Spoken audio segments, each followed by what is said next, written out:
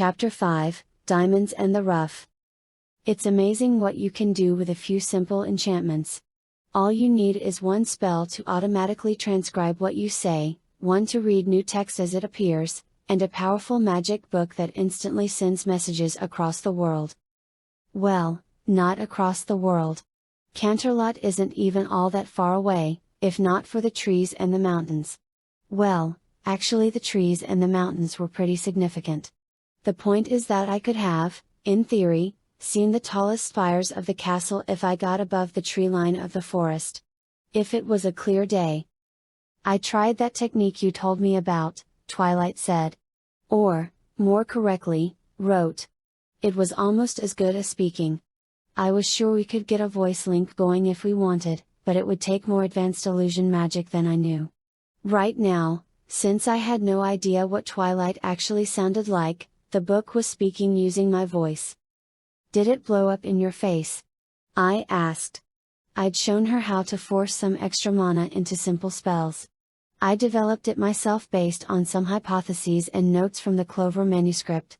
The famous unicorn had been well known for exceptional mastery of basic spells and their applications instead of relying on more complex spellcasting. The problem was, the more mana you threw into them, the more likely they were to turn into an improvised fireball. No. I estimate I got about 5% more effect, and kept it stable. I frowned at that and looked across the room at the book. 5%? I ran some numbers in my head.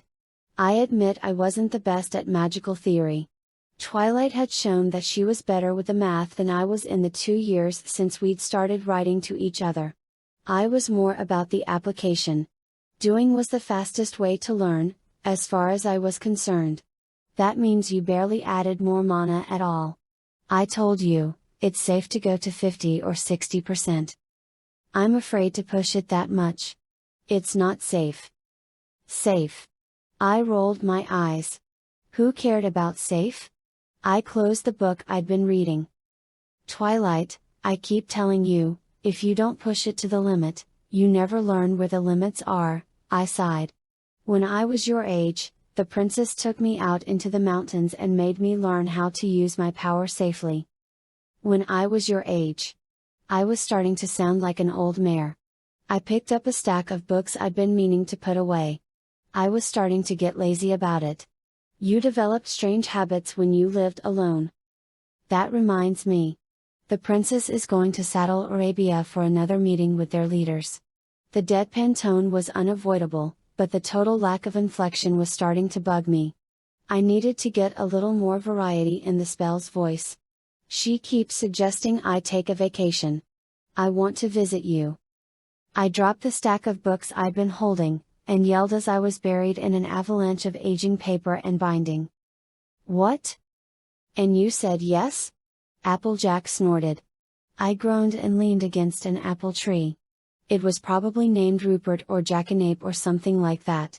I didn't name trees. I didn't want to get too attached to anything as flammable as wood. I couldn't say no. I protested, as I stacked the bushels into the cart with her. She didn't like me picking apples from trees with telekinesis, but never seemed to have a problem when it came to avoiding harder labor. She already had it all planned out. She even sent me a copy of her checklist. For a witch you're an awful doormat when it comes to foals. That was only half true. I usually managed to say no when Apple Bloom wanted me to use telekinesis to let her fly around her room, or to make an apple taste like a chocolate cake. I don't suppose you plan on throwing her into an oven when she shows up. I rolled my eyes at that. Why? If I wanted to eat a filly, Apple Bloom would be just the right size for my cauldron. She's too much trouble to eat. Probably give ya a stomach ache. I laughed at that. Yeah. Look, you're good at the whole hospitality thing. I waved a hoof vaguely. I need some tips on how to be polite to a guest. Like, entertaining tips for hosting a get-together at the ruins of an ancient castle. If you're so worried about making a good impression, not looking like you roll around in the mud might be a start, Applejack said. I heard some mares just opened a fancy clothing shop in town. You could get a new cloak. One not made out of Granny's old rags. I looked down at myself. My cloak was in bad shape, to the point that the black had faded to dirty brown and gray, and it was liberally patched with polka dots and pinstripes, all random scraps that Granny had had on hoof. It was comfortable in the way that all well-worn garments were, and it wasn't like I had a lot of choice of outfits anyway. I guess I have the bits to spend. Not going into town and living by hunting and gathering made it pretty easy to save money up. I still had almost all of the bits I'd gotten as a parting gift from Celestia, though I'd gotten rid of all traces of the tracking spells that had been on them. Alright, where is this place? I never would have found it on my own. The building looked less like a store and more like a carnival attraction. It was tall and decorated almost to excess, though with all of the carousel images it made me wonder just what they specialized in. I wanted to impress Twilight, or at least look less like a homeless mess. I didn't want to seduce her. I took a deep breath and knocked on the door. It opened almost instantly with a glow of magic, and I found myself being pulled inside. A young white unicorn pranced from where she'd been lying in wait. I was amused. She'd clearly been preparing this grand entrance for some time. Welcome to the Carousel Boutique, where every garment is chic, unique, and magnifique. She had a strong Canterlot accent. I had to hope she wouldn't recognize me, if she was really from Canterlot. Then again, there was something forced and fake about it. Right, I muttered. So look, I need.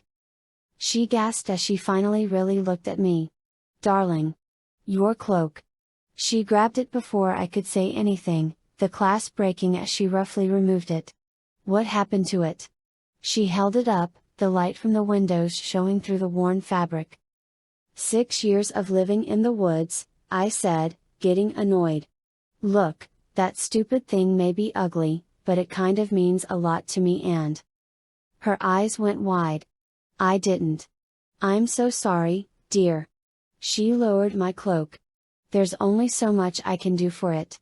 I suppose I could fix the hemming and re-dye it, but a cloak is only one piece of fabric and I can't undo the wear. She looked up at me. I figured. I wouldn't mind repairs to this one, but at this point I need something new. The mare was studying my mane, and I caught her looking over my scars. You really should take better care of yourself, darling. Why, you're even filthier than the farm pony I went to school with. Applejack? I guessed. You look like you're about her age. You know her? The mare looked surprised. No doubt she spoke at great length about me. After all, every pony remembers Rarity, the most fabulous and stylish pony in school. Sort of. She suggested I come here. That seemed to make Rarity happy. She reminded me a lot of the ponies from Celestia's school, between her fake accent and the way she craved praise and attention and admiration. It made me feel sick. Maybe because I'd been the same way when I was her age. She gave you excellent advice, then. Rarity pranced around me. Now, what did you have in mind? Something functional, I suppose? Well. I bit my lip. It was awkward, but Applejack had impressed upon me the importance of just saying what you want instead of beating around the bush. If you weren't honest about what you wanted, you didn't get it. I'm meeting a friend of mine in person for the first time. I want to make a good impression. Her eyes sparkled. I was suddenly afraid. She had the same look a predator did when it caught sight of easy prey. It sounds like you need a makeover. I'd lived in Canterlot Castle. I dealt with the nobility almost every day. They'd invented dozens of products to take care of one's mane and coat. Polish for hooves and horns. Makeup for every possible situation. I'd lived under the personal care of what many considered the most beautiful pony alive. And yet even Celestia didn't have the sheer variety of beauty products and makeup Rarity had at her disposal. And this will help get this bounce back into your mane, she said, excited. She dragged me to her bathroom and was rubbing things into my mane. Mostly without my permission. I'd stopped fighting. She clearly knew what she was doing and, well, it was really nice to be pampered again. This is the first bath I haven't had to heat myself in years, I said, as she worked. I kept my eyes squeezed shut as suds washed over my face. It was actually really, really nice, even if we had to drain the bathwater once already after it had turned into thin mud around me. I had maybe let personal grooming slip out of my daily routine bit by bit over the years. I can tell, Rarity noted. I do wish you'd let me trim your mane, or at least do something about your fetlocks. You practically look like a stallion. They make me look wild and untamed, I said. Besides, they're hardly the first thing any pony would notice about me. True. You have striking eyes, and your mane is incredible. Or at least it would be if it wasn't currently a filthy mess.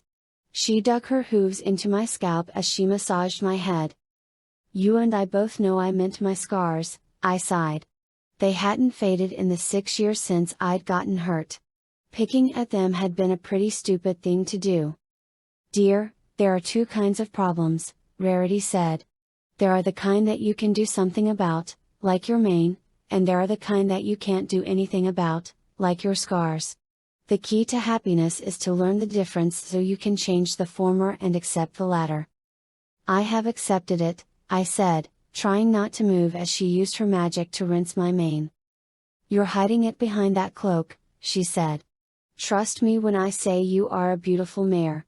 Whatever stallion you're trying to impress is going to love how you look, and hiding it seems like such a waste. It's a mare, I corrected. And we're just friends. Oh yes. Just friends.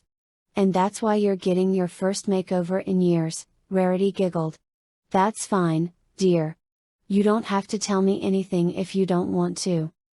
I felt my cheeks burning red. I mean it. Just friends. We've never even met in person. She's just. I searched for the right term. She's my student. I've been tutoring her. Ah, Rarity gasped. Forbidden love. The most delightfully taboo romance. She swooned. I could hear her swooning. Even Blue Blood was less dramatic, and I once saw him faint because a bee got into his carriage. You're really not going to let this go, I sighed. How long will it take to finish? Just a few minutes, dear. Styling will be a bit longer.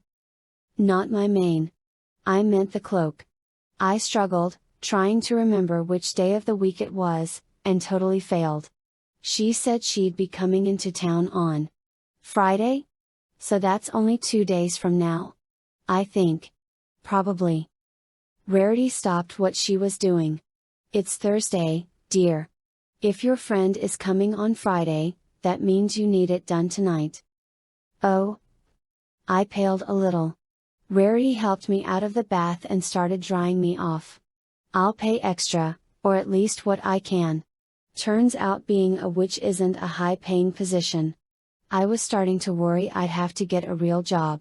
I didn't exactly have a lot of practical skills, and if I had to wait tables, well, I'd rather fight more timberwolves. I'd gotten a few bits from the apples from time to time, but I didn't like taking their money.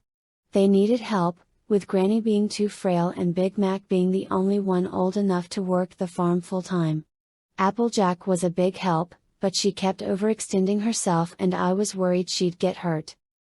Not like I was one to talk about that. Home? Rarity seemed to be thinking. I wondered if you were the pony of shadows that Pinkie Pie goes on about. I had thought she was just making up stories, like about her rock farm. Rarity snorted.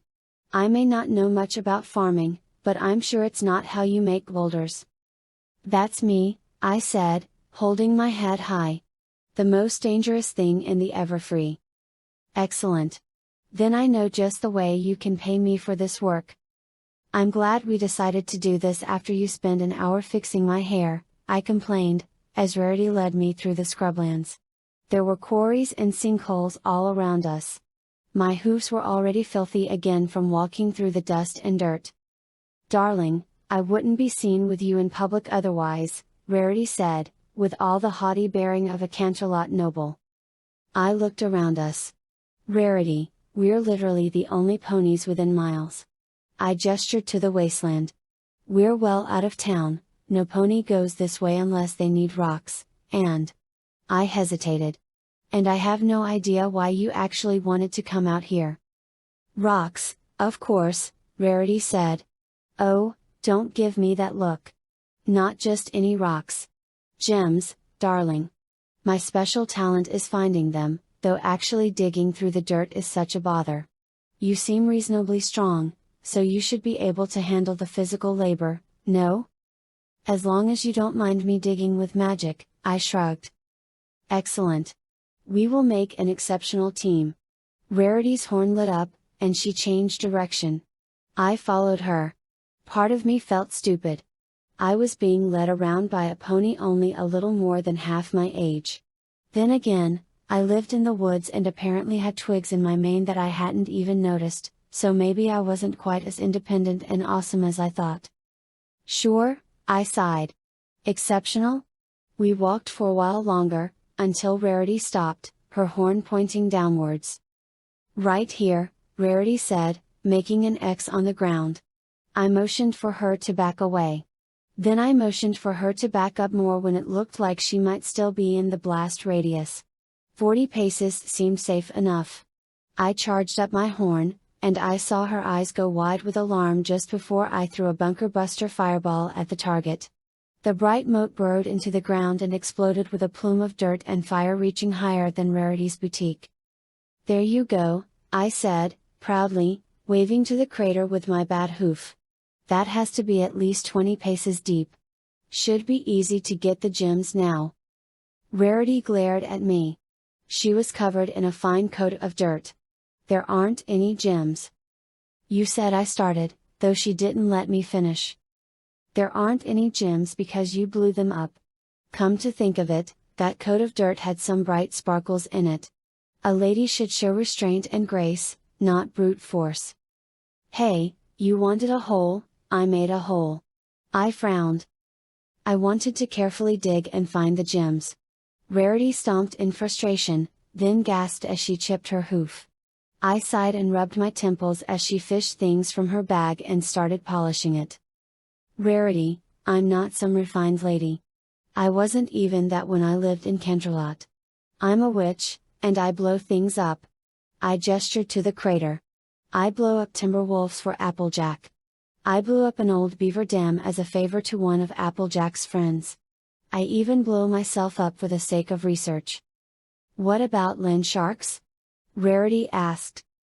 I've never blown up a land shark, I said, confused.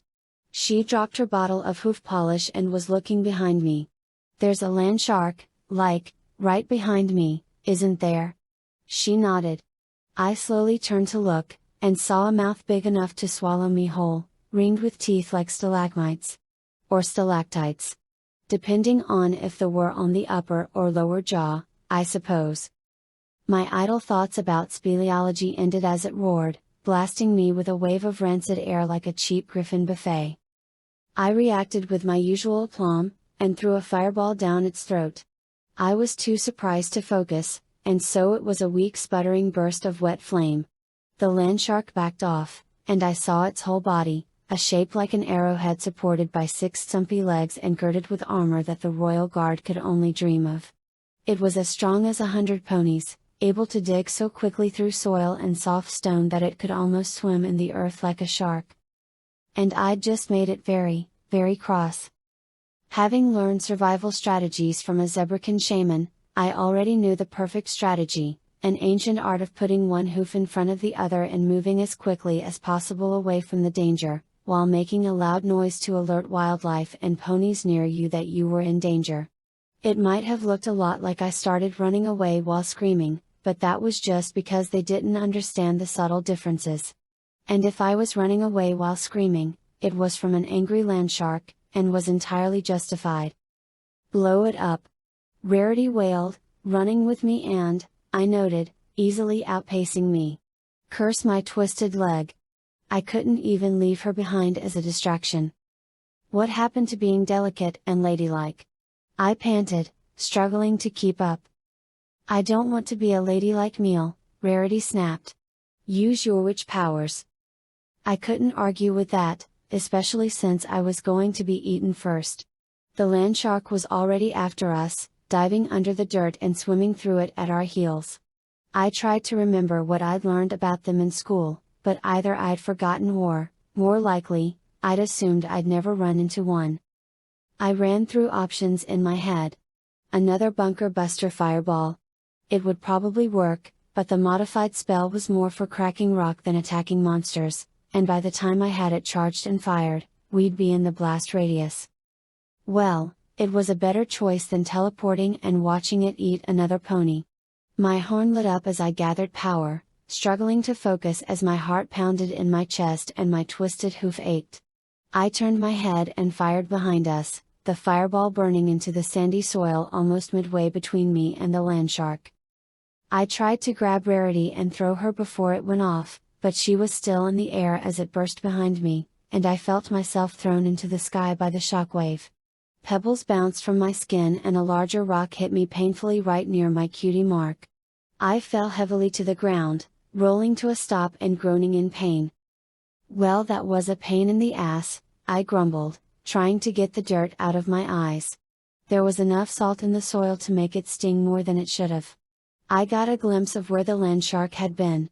There was a crater with a disturbingly red puddle forming at the bottom. It wasn't going to be chasing any pony ever again. Darling, are you alright? I could feel Rarity checking me over, moving part of my mane. You're bleeding. I checked it with a hoof. There was wetness behind my left ear. Wonderful. I'm fine, I sighed. I've had worse than this. Just because you were hurt before doesn't mean you're fine now, Rarity admonished. Come now, we must get you cleaned up. Injuries to the head are no laughing matter. The hospital isn't very far, and they'll be. No hospitals, I snapped, with more force behind it than I'd intended. I took a deep breath. Sorry. I'm not angry with you. I'm angry at me for getting hurt. I just can't go to the hospital. If I start leaving a paper trail, I'll be found for sure. Rarity sighed. Dear, whatever you're running from, I promise that the doctors will be discreet. You've heard of doctor-patient confidentiality, no?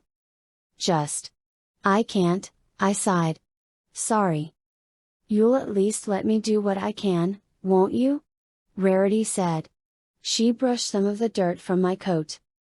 It's just a few bruises and cuts, I shrugged. Besides, we need to find some gems, don't we? I can get gems some other time. Rarity helped me stand. I was feeling a little shaky. Maybe the hit to my head had been worse than I'd thought. I hadn't even felt it, but the growing headache was rapidly drawing all of my attention. Rarity, in case you've forgotten, I need those to pay you, I said. Hush! I'm not going to let a pony sit there and bleed just because I'd like a few extra sapphires and rubies. You got hurt saving me from being eaten, and that's more than enough payment. I sighed. Thanks. I didn't feel all that thankful, though. I felt more like she was taking pity on me. I also felt like some pony was trying to crack my skull with a hammer, so I wasn't in a real position to argue. If you feel that badly about it, I'll still need help in the future. Perhaps for a portion of the gems we discover? Rarity smiled. They're practically as good as bits, and it would keep you from needing to find a more visible job. I expect you'd object to waiting tables, if you won't even go to the hospital. That would be good, I admitted. There are a few things it would be nice to have. Of course. A mare like you doesn't deserve to languish in poverty. Rarity turned up her nose. You don't have to live in the woods, you know. I have a spare room, and I'm sure Applejack could help if you wanted to stay further away from town. It's fine, I said. I like having a castle to myself. That made Rarity stumble for a step. A castle? Rarity looked at me with wide, surprised eyes. Oh yes, I yawned. You know how it is. An ancient castle, preserved magically against the ravages of time. Full of ancient tomes and artifacts that would keep an archaeologist busy for a lifetime, all in the middle of an enchanted forest.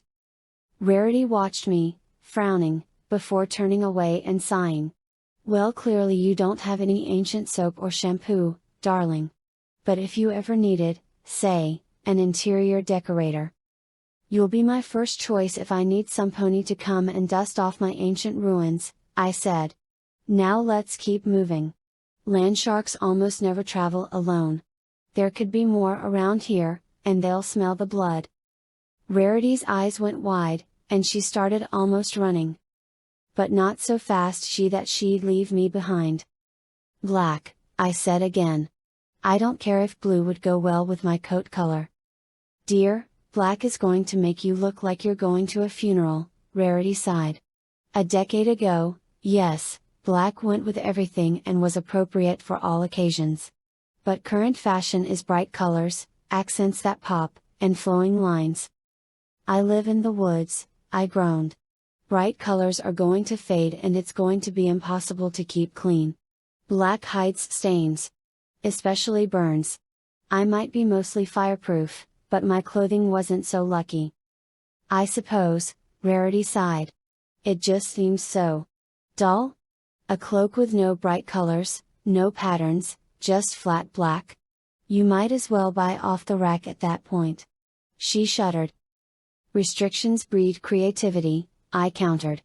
How can you consider yourself a fascist if you can't make a cloak? Fashionista, darling. Not fascist. They're completely different, Rarity paused. Well. Perhaps not different in prance. She tapped her chin, thinking. I suppose you're right, though.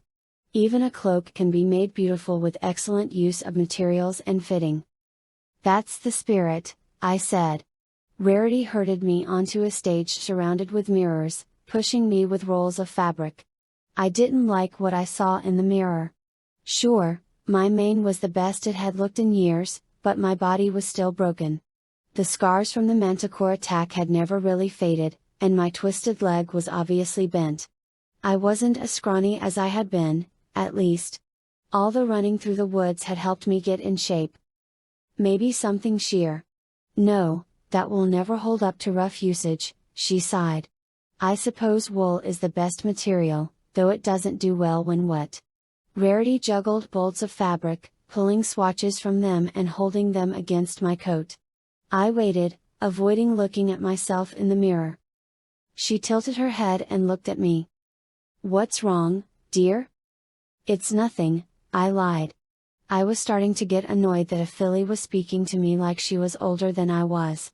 I was totally unprepared when a rolled towel swatted my flank. Don't lie, dear, Rarity sighed. I told you before, you're a beautiful mare. I'd love to design a few dresses for you. It's rare that I see a unicorn mare who isn't either a little twig of a thing or so rotund that Applejack would mistake them for her harvest should they be painted red. I snorted at that. I knew exactly the type she meant. So what does that make me, muscle-bound and stallion-like? I'd prefer to say well-built, Rarity corrected. She held up more swatches. One brushed against my coat and I blinked at the odd sensation. Was that leather? I asked, looking back. Yes, Rarity said. I have a small store of rather more exotic materials like leather and synthetics. Leather is a difficult material to work with, and most ponies dislike it for the same reason they dislike eating meat. If you're uncomfortable with it, I can assure you it isn't necessary for a cloak. I was merely going through all of my options. It's fine, I said. It just felt. I struggled for the word. Nostalgic. A Griffin ambassador once gifted me a leather jacket when I was a filly. I wore it almost every day until I outgrew it. I smiled sadly. A Griffin ambassador. Rarity seemed intrigued, just like she had been with the mention of a castle. I sized her up. She didn't seem like the type to keep secrets, and this was a small town. That said, it wasn't like ponies weren't starting to get to know me, even if most of them didn't know my name. Her eyes got bigger as she sensed my debate on if I should answer the question or not, giving me the same kind of sad, teary look that Applejack's puppy sometimes did. Fine, I sighed. Don't tell any pony, but I used to be Princess Celestia's personal student. You know the princess? Rarity gasped. Darling, You must be incredibly well connected. No wonder you live in a castle. If you could just mention me and maybe wear a few of my dresses. Slow down, I sighed. I said used to be. We had a falling out. I looked down at my twisted hoof. It had been a very long, painful fall. And mostly my own fault. I'm living in the Everfree because I don't ever want to see her again. I'm terribly sorry, Rarity said. I suppose I got ahead of myself. It must have been quite something, though, living with the princess. It was something. I shrugged. It wasn't bad. It was better than the orphanage, but there was always this feeling like if I didn't keep improving, I'd be sent right back. She never had much time for me, and when she did, she treated me more like a project than a pony. I saw the look on Rarity's face and tried to correct myself. I don't mean she was mean or anything. Just distant, and she had everything carefully planned out. Sometimes I felt like I didn't have a choice. Well, a teacher usually doesn't give their students an option of what to learn, Rarity noted. I guess. But she always made it seem like I'd chosen to do something, even when she was manipulating things to keep me in line. Like, she once asked me if I wanted to have a lesson inside or outside. When I said I'd rather be inside at night, she gave me a lesson on astronomy because I needed to learn to appreciate the night sky more. But I found out from the servants that I would have gotten the same lesson even if we'd gone to the gardens. It was all smoke and mirrors and forced choices. Rarity was quiet while I spoke. Maybe I'd managed to convince her that the princess wasn't as perfect as Everpony thought. I wanted her to treat me like I was a person, but all I was to her was a pet.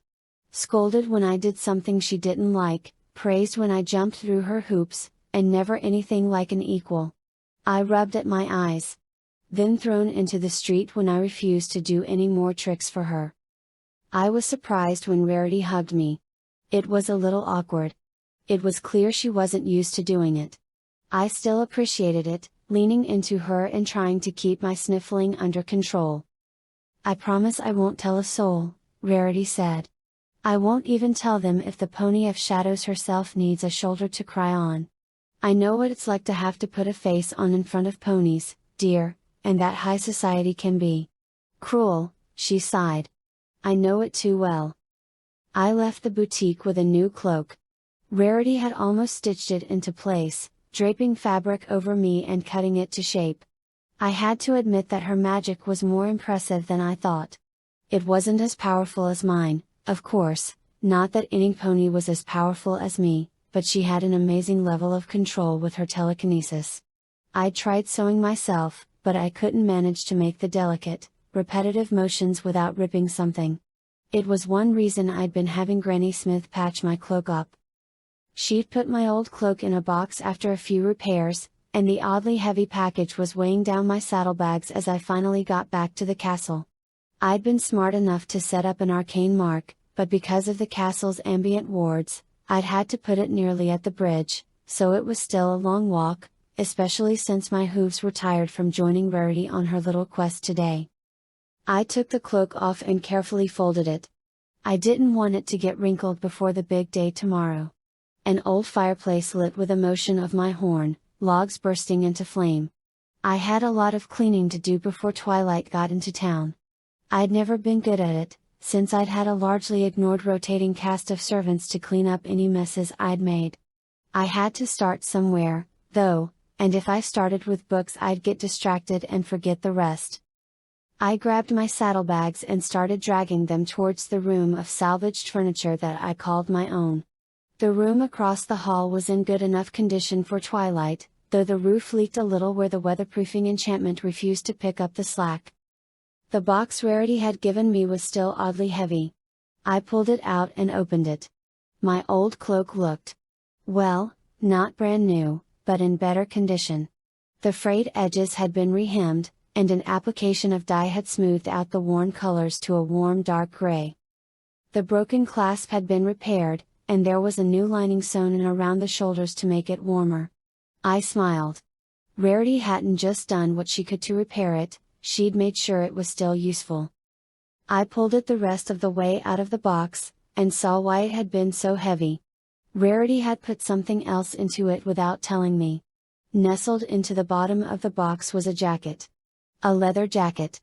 I put my cloak on the side and removed the jacket, my eyes going wide. A sheet of stationery fluttered to the ground, tastefully watermarked and pinned with graceful horn writing. A gift for a new friend. It won't wear out as easily as cloth, and you will both appreciate it more than the ponies in town and deserve it. Remember to visit so I can see how it looks on you. Rarity. I felt myself start to tear up, and I hugged it to my chest, burying my face into the jacket.